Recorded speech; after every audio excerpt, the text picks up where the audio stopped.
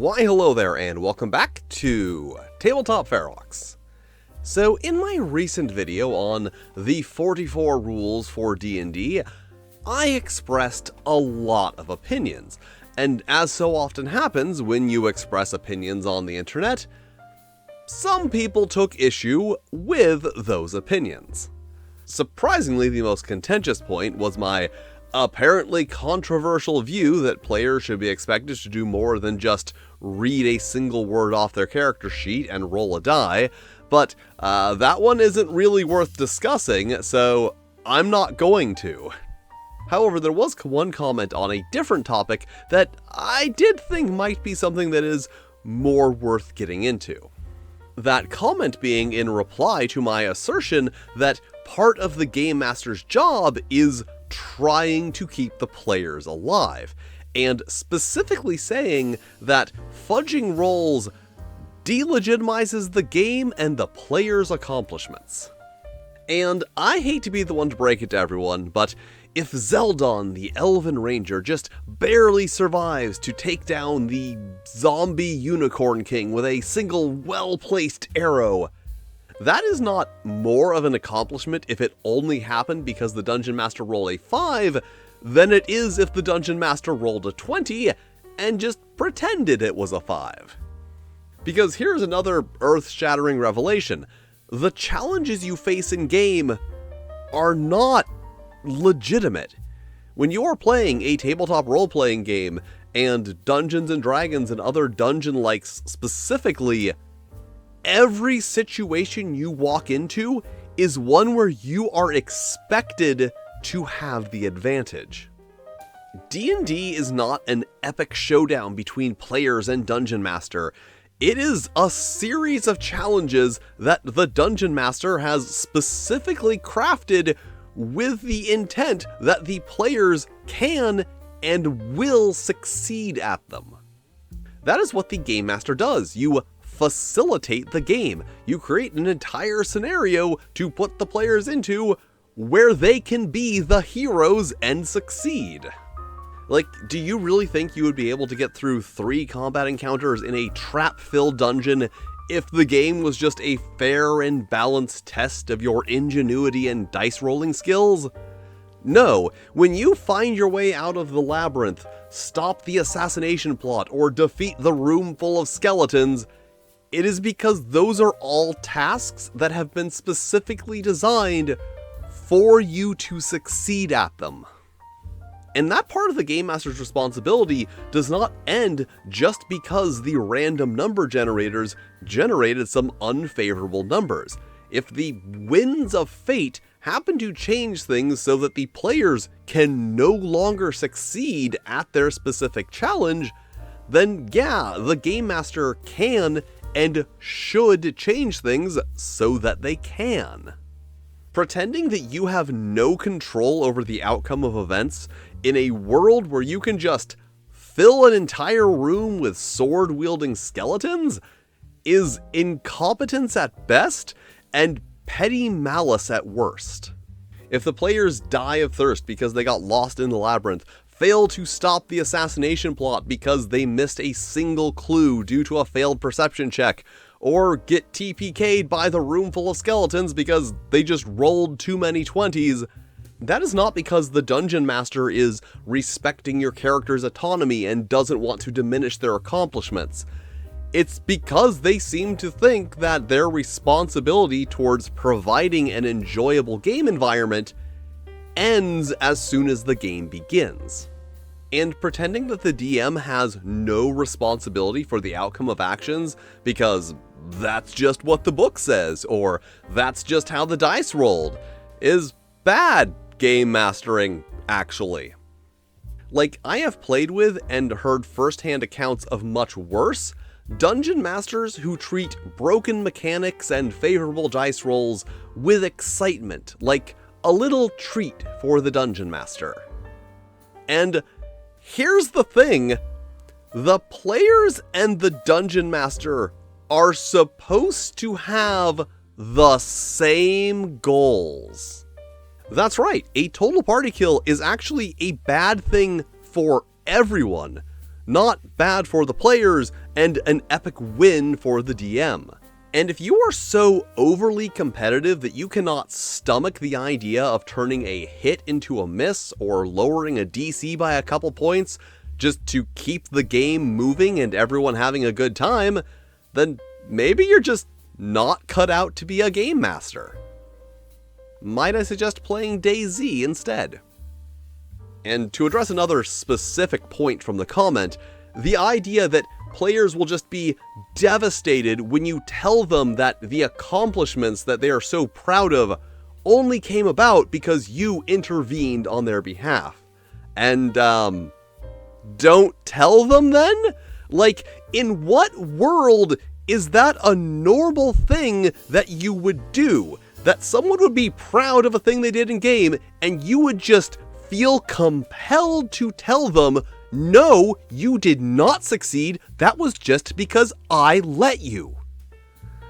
Obviously, the same world where you would brag about getting a TPK because you are an overly competitive asshole who has no business running a game. Because here is the big point of this video. None of this is real. The dungeons are not real, the dragons are not real, the swords and magic and goblins are all imaginary. You are playing a game in which you are intended to have a heroic fantasy adventure, and characters overcoming what seem like insurmountable odds are a big part of heroic fantasy adventures. Like, Bilbo Baggins does not constantly come out on top because he is stronger, smarter, or faster. He succeeds because he's the main character, and it's in the narrative's best interest that the entire party doesn't get eaten by a spider in Chapter 8. Similarly, in D&D, the player characters are the main characters, and it is in the narrative's best interest that they are not constantly dying meaningless deaths and being replaced. Like, I can tell you from experience, as someone who has had 3 successive characters die in their second encounter, it is not great for the narrative. Like, somehow we ended up with a serial killer as the leader of our group. And when you can describe someone as a serial killer in a game primarily defined by killing people for the crime of having stuff you want, I think you can imagine how that might have made things difficult. And here's a question. Does it diminish Bilbo's accomplishments if he only succeeded because Tolkien wanted him to, that he was given every unfair advantage possible? Have I just ruined The Hobbit and all fiction media for you forever? No, because you understand that that is how a narrative works. The author puts the characters in situations and lets them succeed because that's the story they want to tell. And tabletop role-playing games are also a narrative, with the game master essentially being the author. The primary difference being that the characters have literal minds of their own who are also the audience. But it's the same basic concepts. So part of being a good game master is making the players feel that their characters are overcoming insurmountable odds when really they aren't, because narratively, they are. Like I said earlier, if the odds weren't just constantly in your favor, do you really think that you would be overcoming challenge after challenge after challenge? It's a little sus when you think about it. The game is and always has been designed with the odds stacked in the player's favor. Yes, even your favorite classic edition. You succeed significantly more than you fail because the game was designed to give you the advantage. Like, not to diminish the accomplishments of any imaginary people here, but turning a 20 into a 10 to avoid a catastrophic outcome and overselling the power of a CR2 ogre serve the same narrative function, making the players feel that their characters are overcoming heroic challenges. A feeling that is severely diminished if their characters happen to die at the hands of a random bandit skeleton or skeleton bandit who just happen to roll too well. Because remember, dice rolls are random. You have the same odds of rolling an 18, 19, or 20 as you do of rolling an 8, 9, or 10. Higher results are not less likely just because they are significant. And here's a wacky idea. It's actually not fair for players to lose just because of a few lucky or unlucky rolls. That is not a test of their quick wit and abilities. It is a thing that they have no control over and no ability to avoid. And I know what you're thinking. Oh, well then isn't it also an issue if the players roll too well? And no, not really. See, here's the difference. The monsters don't have another encounter later. Like, if you take out the entire goblin warband with a single well-placed and very well-rolled fireball in round 1, that's fine, actually. It's not like the goblins had another group of adventurers to fight later or anything. This was their entire involvement in the game.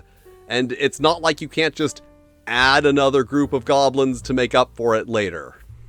On the other hand, if the Goblin Pyromancer does the same and wipes out the entire party, that's the end of the campaign. And even if they just take out 1 or 2 characters, that's the end of the session. And even if everyone makes it out alive, but just barely, there's still a pretty good chance that the session is basically over, since you have to turn around and go back home since you're in no condition to go forward. Too many lucky rolls for the players is annoying at worst. Too many lucky rolls for the DM can stop the entire game until the effects can be dealt with. And mind you, I'm not saying that the players can't fail. I mean, players are very skilled at snatching defeat from the jaws of victory. Just that failure should change the narrative, not bring it to a grinding halt. Obligatory plug for my video on defining failure meaningfully. And a random character death in the middle of an adventure at the hands of a random goblin, bandit, skeleton, or trap will always bring the game to a grinding halt and is about as far from meaningful as you can get.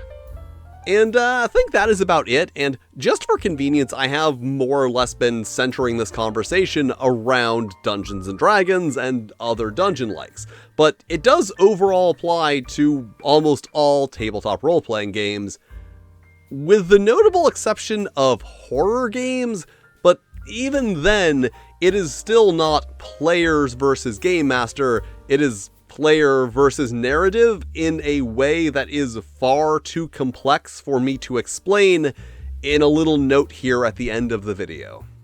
So yeah, that is my overall take on the subject. The game master's responsibility is running the game, and part of that responsibility is ignoring or changing things that are likely to stop the game from running and ruining the enjoyment for everyone else, including themselves. And also, players are supposed to feel that their characters are a meaningful part of the story, and cheating to maintain that feeling does significantly more good than it does harm, especially when any imaginary harm only exists in a weird vindictive scenario where a GM is unable to let players enjoy their victory without telling them that they only succeeded due to their intervention, which is a really weird fantasy to have, honestly. So that is it for my thoughts on this particular topic, but perhaps you would like a second opinion. Hey there, I'm Laura, she, her. I've been a professional RPG developer for over a decade now, and I've made dozens of games, both on my own as Glaive Guisarm Games and with major publishers. The fact that you can die suddenly and unexpectedly in RPGs because of a bad roll, the notion that one fudge on the GM's part is the difference between questing another day and embracing oblivion, is bad game design, actually. Like a lot of classic RPG dross, it's a rule that contributes to the quote-unquote realism of the world at the direct expense of the actual fun of gameplay, like encumbrance or ammo tracking. Or, perhaps to be slightly more fair, rules that thoughtlessly reuse ideas from old editions of D&D without making the sorts of radical changes that suggest that the rules writer has learned anything from the past few decades of gaming? Those are dross. Burn them. These are systems that make a game harder without making it more interesting. In theory, tracking how many arrows you fire will encourage you to play the game of resource management. Is now the time to use up my precious ammo, or do I take the more dangerous melee option in case I need to use these arrows later? In practice, though, tracking ammo is boring, and most folks forget. And also, loss aversion is so burned into the human psyche that getting new ammunition is trivially easy, even if you can't recollect spent arrows. And also, there are other, better systems in play to represent the trade-off between ranged and melee combat. And also... what sounds like more fun? Having Arrows O'Houlihan keep meticulous track of a number that varies between 20 and 5-ish over the course of a combat encounter, then after it wraps up, intone the magic phrase, "I collect my spent arrows and any ammunition off these bandits," at which point they're allowed to reset the number to its maximum. Or saying Arrows O'Houlihan has enough arrows, don't worry about it. Arrows O'Houlihan's whole thing is firing arrows, so let them do it. Okay, so why am I talking about arrows? Because, frankly, Arrows O'Houlihan is having the same issue as Still Alive Jones, the character whose whole thing is that she's still alive, and therefore able to meaningfully impact the game world. When Arrows O'Houlihan runs out of arrows, they're stuck on the sidelines, unable to participate in the action, or relegated to ineffectively swiping at bandits and having no fun doing so. Doesn't matter whether they've been wasteful with their arrows, or unlucky with their shots, or denied the opportunity to resupply by the cruel GM. The player is not having fun at this moment because of a game rule that promotes boring choices. So too, Still Alive Jones. Whether she crit failed on her first roll of the game, perished after a long and climactic battle, or got ganked by a dragon out of nowhere, she's still out. Her player is on the sidelines, not having fun, because of a game rule that promotes boring choices. At least she can spend some time rolling up her new character, Alive Again Del Rey. What's aggravating is that fixing sudden death is barely more trivial than saying that you have enough arrows. Here, let me do this. Top of the dome. When you run out of hit points, you are knocked out for 2d6 hours, or until someone wakes you. Done. Easy peasy, no one needs to die anymore. It's not even a super great fix, it'll still sideline you until the end of combat, but whatever, you still have agency in the game. You can take more risks, you can worry less about every little hit point. You can kick open some doors without meticulously checking every one for traps. Instead of doing stuff that's boring, you can do stuff that's interesting. And the complaint that this works against tension and challenge is frankly facile. PCs can have functionally infinite ammunition without breaking the game or eliminating resource management. You just need to design with any sort of thought. I like the way it's handled in Gamma World 7th edition, the best edition, where ammo is effectively an encounter power, and you can choose to take one shot in a combat or take as many as you want, but then you'll be out of ammo and need to resupply. That's neat. There's resource awareness and consequences, but never in a way that leaves you in the lurch unexpectedly. You don't need to fudge your ammo count because you needed one last shot. The consequences of losing access to a weapon is something the player consciously decides to engage in, and perhaps more importantly, it's a thing they can decide to do once rather than needing to weigh it on every turn with every shot. So too, PCs can be functionally immortal without losing the tension of the game. The trick is, they need to actually give a damn about the consequences of their actions. And here's the rub for bad GMs, because it means you need to make meaningful consequences for your players. Death is an easy consequence, because it's inconvenient and intuitively bad. But it's not bad because it has any real meaning. It's bad because Alive Again Del Rey has a wife and child and dreams for the future that she's leaving behind. No, it's not. It's bad because it's boring and it sucks, and the player now has to sit out for another 20 minutes as they roll up Lifehaver Thunderfist. She's a barbarian now. But What if failing to stop the bandits means that they go on to kidnap that barkeep that the PCs inexplicably like? Or failing to defeat the dragon means it moves on, taking the hoard of gold your town needed to buy that medicine?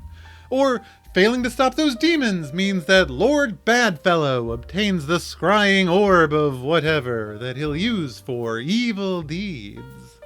There are stakes there, because they're based around things that players care about. Their allies, their enemies, their homes, characters who they've taken a shine to and care about, not their lives. That's the fundamental paradox of narrative stakes. Smaller stakes feel bigger, and big stakes feel very small indeed. If every atom in the universe is exploding at the speed of light, then the story's over if we fail, so either we're not gonna fail or we'll do something else afterwards. But if Lifehaver Thunderfist's kid sees her fall in battle and stops respecting her as a mother or as a barbarian, that lingers. So, should a GM fudge a roll to ensure that players survive? No, never. Because if you find yourself in that position, you should find a better game to play. Thank you for your time. And thank you for watching. If you enjoy my content, you can follow me on Blue Sky, Twitter, even Tumblr. Especially Tumblr. There are links in the description.